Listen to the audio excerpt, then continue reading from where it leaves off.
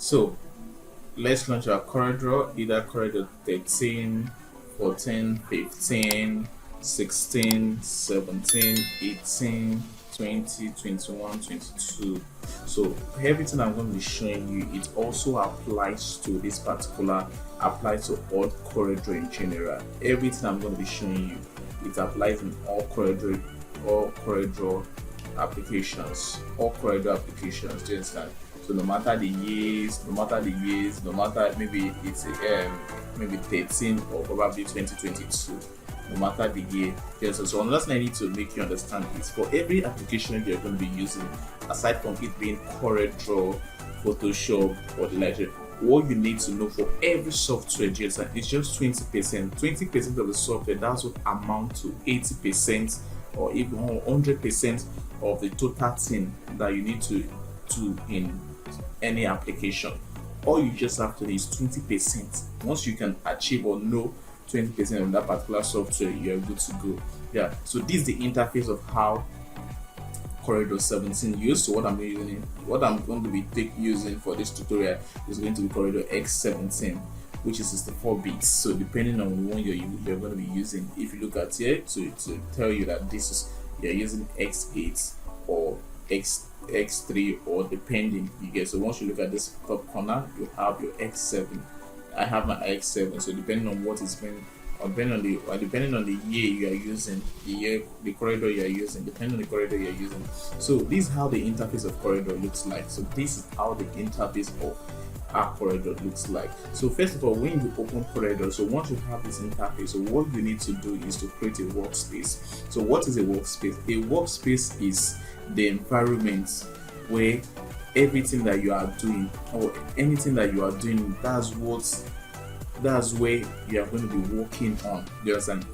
All your work, everything that you have to do in corridor, where you're going to be doing it, where you're going to be doing, or where you're going to be designing it in corridor. So that's what your workspace means. Do you understand? So once you do, so for us to create our workspace, either we go to File, then we go to New, or we press Ctrl N. This is the shortcut, Ctrl N. So I'll press Ctrl N, then it will give me the create a new document and property. So as you can see, so it's asking us the name of our workspace, preset destination, size, height, number of pages that we want to work on, and the likes. You understand? So in this case, I'm going to be using the word classwork. Yeah. So I'll leave my destination to be custom, size to be custom. So since that is a tutorial, so what I would advise, we should use a 4x4 inches, 4 by 4 inches, 4 here for width, and height 4. Yeah, so because of why we're using 4 by 4 inches, or not necessarily 4 by 4 inches, anything you're using for the width has to be the same thing for the height.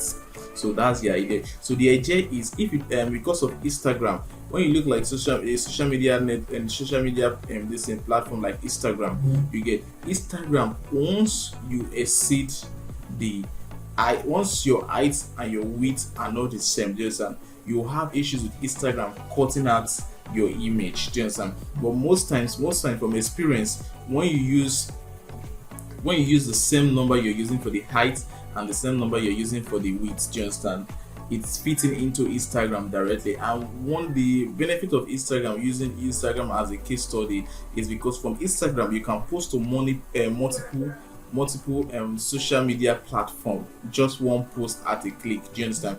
Compared to when you have to do it manually, you have to go to Facebook to post separately, go to your Twitter, post separately, go to Instagram, post separately. But once you can link your Instagram account to your various social media handle, you can automatically post from Instagram to different social media accounts. So whatever thing that you post on Instagram will automatically appears to the different social media handle, the account that is linked to your Instagram account. You get. So one of the rules of Instagram is whatever thing that you're using for your height has to be the same thing for your width. So if I'm going to be using 4 in terms of width, do you understand? My height has to be 4. Do you understand? for the custom size. Just so that's it. So amount of page. So depending on the amount of page you want to work on. So if it's one, if it's two, just and if it's one, if it's two, you get. So let me change it to two so that you can get a view of what I want to do, what I'm trying to do. So when you see this primary color mode, this primary color mode has to do with the printing aspects. Do you understand? So I'm printing and where you want to use this particular file format. This file format for, do you understand? So if it's something that you are going to be printing hardcover, do you understand, or hard copy, do you understand, it's advisable you should design with RGB. So when you design at RGB, when you're ready to print, then you change it to CMYK. So CMYK is best at printing. Why RGB? If it's something that has to do with social media campaign flyers, you leave it at RGB. But when you want to print, you design with RGB. Then when you want to send to your machine, then you convert to CMYK. So this is coming from experience. You get. Then you leave your resolution at 300%. So resolution has to do with how sharp this particular image is going to look like at the end of the day. How sharp the image is going to be looking at the end of the day. Do you understand? So for me, from experience and over the time, 300 has actually worked for me. 300 has actually worked for me. And also one of the things that will also push you to increase your resolution also is probably when you also want to print. Just so if it's going to be sent for printout, you work with 300 resolution, but when you are ready to send to your machine or send to the printing, you can now increase the resolution so that the printing can be better or can come out very, very sharp, very, very sharp, very, very sharp. Yeah, so that's it. So I'll change this one to CMYK to RGB. Your RGB.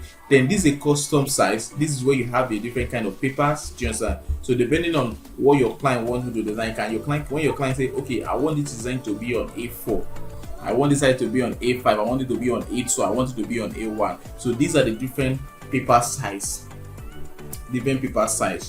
So when you select any of this one, do you understand, it will give you that particular paper size to work with. Yeah, so but because of what we are trying to achieve for today, we are going to be leaving it at custom. So what I will do now, I'll click OK. So once I click OK, then the workspace shows. So you see the number of page. This is where the number of page appears. Yeah, so this page 1, this page 2. So if I've leave it to just one, I will only have just this page 1. But because of I did 2 pages, so what I have here, I have one page 1 and I have page 2. You get. So if I also want to create more extra page, all I just have to do is to click this guy. So instead of me clicking, I can also use this arrow button here to move backward, and use this arrow button to move forward. So for instance, let me give this page. I'll double click on this my rectangle tool just to create a default shape. So I'll give it a different color. I'll give my different pages different colors so that you can see what I'm talking about. So